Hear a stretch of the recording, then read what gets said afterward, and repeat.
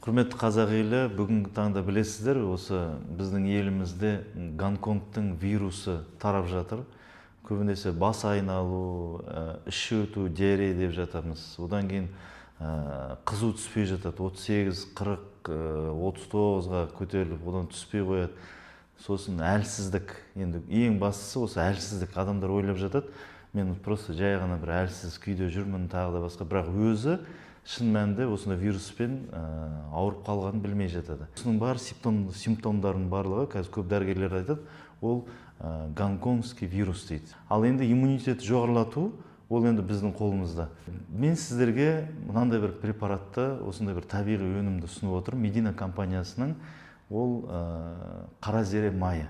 Жалпы қара зере сіздерге түсінікті болу үшін тмин бұл ішкен кезде сіздің ағзаңыздағы бүкіл иммунитетті оятады. Осы Медина компаниясының қара зере майын ішсеңіздер, нұр үстіне нұр. Және де тағы да бір айта кететін нәрсе, балаларға арналған осындай біздің қара зере тминіміз бар, майы. Бұл өте керемет, балаларға ыңғайлы, ішуге мынандай розовый, көріп тұрсыздар, түсі. Және де ішсеңіздер, клубничный дәмі болады. 3 жастан бастап ішуге балаларға өте ыңғайлы. Мынаны кәдімгідей берсеңіз, кәмпит сияқты жейді де, соны жұтып немесе тістеп ішіп қояды. Бала білмей де қалады, қандай дәрі ішіп жатқанын.